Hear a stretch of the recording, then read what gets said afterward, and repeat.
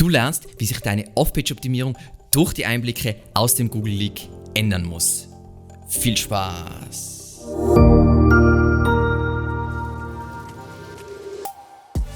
Der Leak zeigt ganz klar, Links sind einer der zentralen Ranking-Faktoren. Vielleicht kurz nach Nutzersignalen, aber aus meiner Sicht ganz klar vor Inhalten bzw. was ein Dokument über sich selbst aussagt.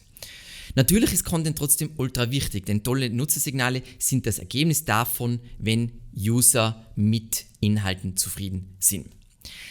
Eine Sache, die Google immer wieder dementiert hat, war, dass sie etwas haben wie Domain-Autorität. Nach dem Leak ist es ganz klar, es gibt diese Autoritätsmetrik bei Google. Sie ist Teil der Compressed Quality Signals, die pro URL abgespeichert werden. Dann, was natürlich der Traum eines jeden SEOs ist, man will wissen, was sind jetzt die besten Backlinks, auf welche Backlinks sollte ich mich fokussieren.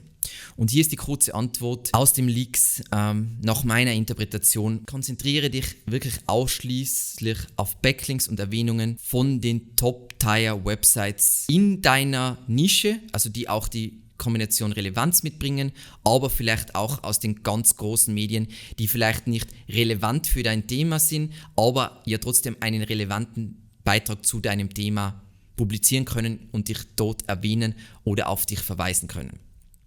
Und hier ist spannend, Googles Index ist in Schichten unterteilt, wobei der wichtigste, regelmäßig aktualisierte und abgerufene Inhalt im Flash-Speicher gespeichert wird.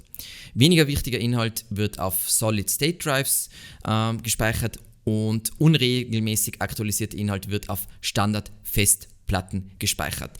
Und je nachdem, wo dein Link herkommt, also dein Link sollte idealerweise aus frischen Inhalten auf einer autorativen Webseite kommen. Also das sind die besten Links. Das Lustige ist, diese Links, auf die sich viele SEOs konzentriert haben, nämlich, dass sie da irgendwelche in Ressourcenlisten landen und so weiter. Wenn das so funktioniert wie Google, wie das jetzt im Leak wirkt, bringen diese Links wenig bis gar nichts. Was sich ganz klar zeigt, ist, warum zum Beispiel, wenn du jetzt Black Hat SEO machst, also früher, vor vielen, vielen Jahren habe ich ja voll viel mit Private Blog Networks gearbeitet und was aus den Leaks hervorgeht, ist, wieso es so gut funktioniert, wenn du Links von der Startseite von Expired Domains verwendest, ist ganz klar, wenn man diesen Leak sich durchliest. Aber jetzt, um wieder zur Praxis zu kommen, wir müssen uns wirklich, wenn wir jetzt da in Ahrefs schauen, das ist eine der Metriken, auf die wir achten sollten, diese beste Links. Hier sollten wir mehr beste Links, redaktionelle Links sammeln. This is what moves the needle. Und auf was man da auf jeden Fall, oder was man sich ein bisschen so als Benchmark setzen kann, ist, wenn wir jetzt da ins Backlink Audit von SEMrush reinspringen, dann gibt es hier diesen Punkt Referring Domains by Authority Score und dann gibt es Show Insight und da gibt es diese Auflistung, wo sie einfach über wahrscheinlich sehr viele Daten so Benchmarks gemacht haben, wie viele Links man von jeder Kategorie mit welcher Autorität haben sollte. Ich glaube, der Fokus sollte sein, in dieser allerhöchsten Autoritätsstufe, hier wollen wir Überperformer sein. Das heißt, zwischen 60 und 100, da wollen wir mehr, als was der Benchmark ist. Das sollte wirklich ein Ziel sein, im SEO hier hinzukommen und nicht viel Schrott zu sammeln. Das sollte nicht das Ziel sein. Und wenn wir zurückspringen zu diesen Tiers, je höher die Stufe, desto wertvoller der Link.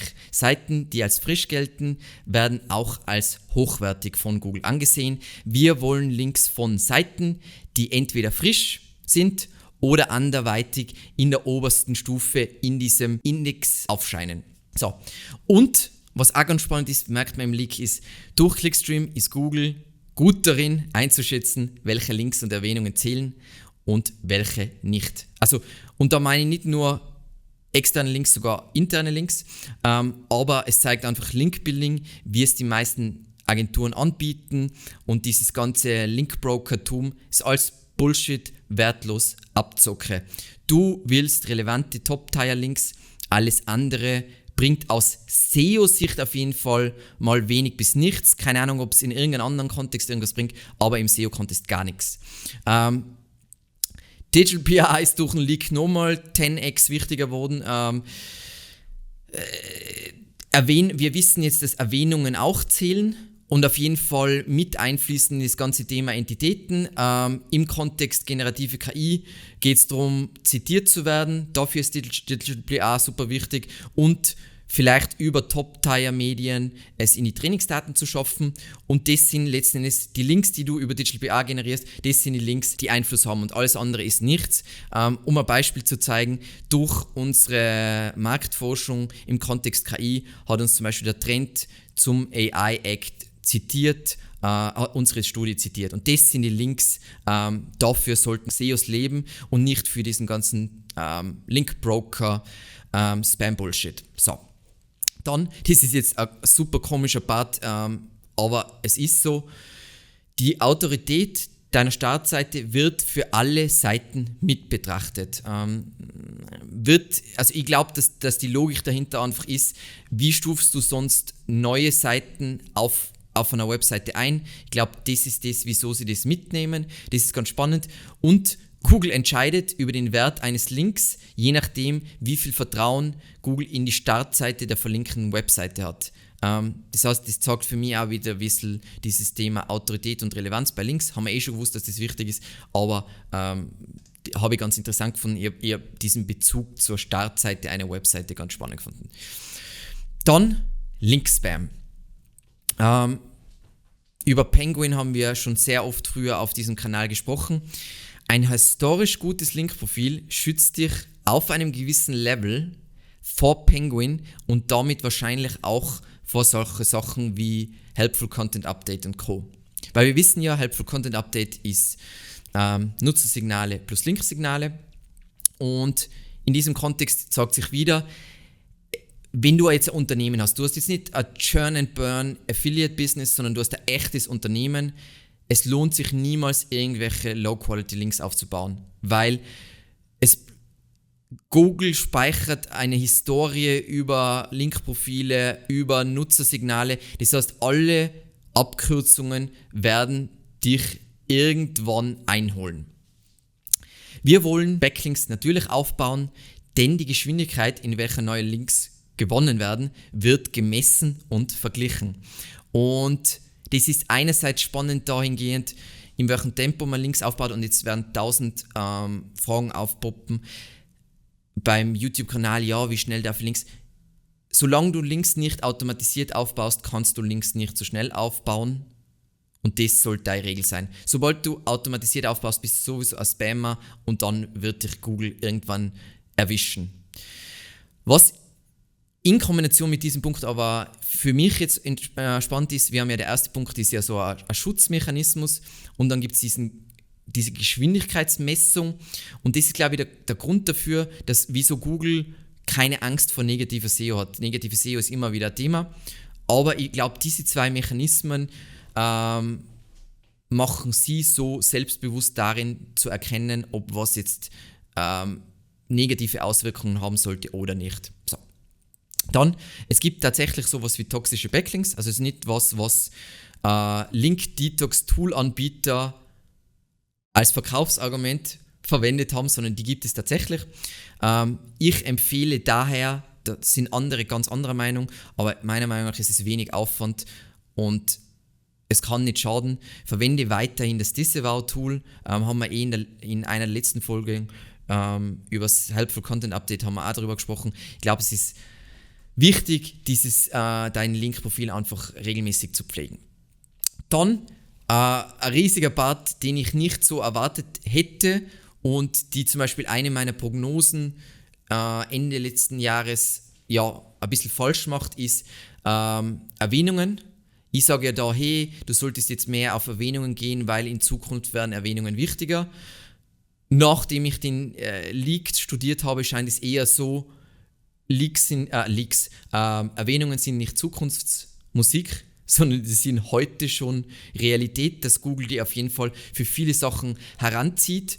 Und deswegen, glaube ich, soll man sich darauf konzentrieren, nicht nur Links, also Natürlich sind Links wahrscheinlich das Beste, aber Erwähnungen sind auch super wichtig und ich würde mich jetzt nicht darauf konzentrieren, möglichst oft zu erwähnt zu werden, sondern eben wie im Kontext mit Backlinks möglichst prominent an möglichst prominenten Stellen bei diesen Top-Tier-Medien, aber das habe ich voll spannend gefunden und das macht sowas wie beispielsweise das hier für uns natürlich super spannend. Erwähnung im Horizont von der Irena Simakova von SimilarWeb hat unsere Brand erwähnt. Jetzt ist es nicht so, oh, das erfreut mein Ego, sondern wahrscheinlich erfreut es auch meine Rankings. Super nice, sollte man auf jeden Fall mit bedenken bei seiner Off-Page-Optimierung. Dann noch zum Abschluss betrachten wir jetzt, wir sind auf deiner Webseite und aus dieser Perspektive betrachten wir interne und externe Links. Also das heißt, Links innerhalb deiner Webseite und Links von deiner Webseite auf andere Websites. Und hier gilt es, achte auch bei internen Links auf Ankertextdiversität. Penguin agiert laut Leak auch auf deiner Webseite und dementsprechend solltest du auch hier achten auf Ankertextüberoptimierung. Heißt es jetzt, du machst jetzt Primpiorium bei den Ankertexten? Nein, der Ankertext soll trotzdem sehr relevant sein. Sieht man auch im Leak, wie wichtig das ist, weil sonst ignoriert Google den Link einfach komplett. Ich will natürlich auch auf Kannibalisierung achten, das heißt jetzt nicht Ankertextdiversität, ich verlinke jetzt mit unterschiedlichen Ankertexten, die eigentlich für unterschiedliche Seiten relevant sind, auf die gleiche Seite. Nein, mache ich nicht. Es heißt einfach, mach mal mit einem Beispiel ist am einfachsten. Wir haben die Seite Was ist SEO, unseren Ratgeber Was ist SEO und wenn ich jetzt die interne Verlinkung verbessern will auf diese Seite, dann werde ich nicht jedes Mal mit Was ist SEO oder mit SEO auf diese Seite verlinken, sondern ich werde mit SEO, Was ist SEO, Suchmaschinenoptimierung, Search Engine Optimization etc. mit all diesen unterschiedlichen Ankertexten auf diese Seite verlinken. Einerseits schützt mich das vor irgendwelche Penguin-Sachen, andererseits macht es natürlich mein Portfolio für welche Keywords diese Seite ranken kann, größer erweitert ist ein guter Best Practice. Und das Zweite, was in diesem Kontext wichtig ist und was ich auf diesem Kanal komplett falsch gesagt habe und sehr viele von meinen SEO-Buddies auch komplett falsch gesehen haben, ausgehende Links laut Leak sind eigentlich nur wichtig für den Spam-Score. Kurz zur Erklärung, Spam-Score heißt einfach dieser Wert, der glaube ich nach oben geht, also wenn du ausgehende Links von deiner Webseite hast zu spammy Websites, dann geht dein Spam-Score rauf, wenn ich es richtig im Kopf habe, aber es scheint nicht so etwas zu geben wie Trust-Links. Ich glaube, Trust-Links waren eine Illusion, also jeder, der SEO macht, kennt ja das, hey, ich verlinke aus meinen Artikel, keine Ahnung, ich publiziere irgendwelche Gastartikel und dann verweist du auf eine Autorität, dann verweist du auf deine Webseite und dann verweist du nochmal auf eine Autorität. Also für mich in die Leaks fühlt sich nichts danach an. Ausgehende Links werden eigentlich nur nach Spam-Score bewertet, also haben nur einen Einfluss auf den Spam-Score. Habe ich ganz spannend gefunden und ich finde es immer voll cool, wenn man dann sieht, mit ganz, ganz vielen Sachen bin ich sehr richtig gelegen, mit manchen Sachen liegt man halt falsch. Ist okay. Auf jeden Fall vielen, vielen Dank fürs Zusehen und bis zum nächsten Mal.